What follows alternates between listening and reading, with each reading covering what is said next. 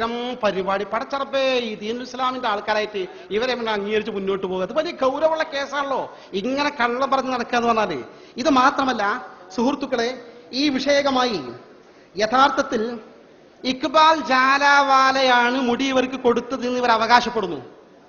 ഈ ഇക്ബാൽ ജാലാവാലയെ കുറിച്ച് കാന്തപുരത്തിന്റെ പ്രധാനപ്പെട്ട നേതാവ് പറയുന്നത്, ഇക്ബാൽ ജാലാവാല തന്റെ ശിഷ്യനും മുരീദുമായ കാന്തപുരം അബൂബക്കർ മുസ്ലിയാർ കൊടുത്തു എന്ന ആവേശത്തിമർപ്പിനിടയിൽ പറയുന്നത് തന്റെ ശിഷ്യനും മുരീദുമായ.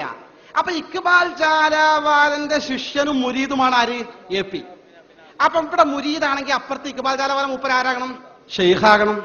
ഇക്ബാൽ ജാലവാലിന്റെ ശിഷ്യനാണെങ്കിൽ ഏപ്പിന്റെ ആരായിരിക്കണം? ഇക്ബാൽ ജാലവാല ഉസ്താദായിരിക്കണം.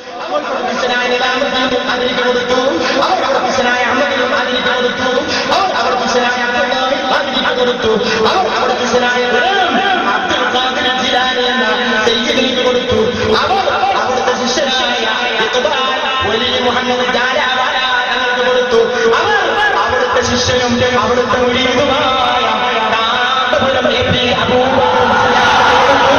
അവിടുത്തെ ശിഷ്യനും മുരീദുമായ കാന്തപുരം അബൂബക്കർ മുസ്ലിയാർക്ക് കൊടുത്തു എന്നാണ് ആധികാരികമായിട്ടാ പറഞ്ഞത്. അവ ശിഷ്യനും മുരീദുവാ.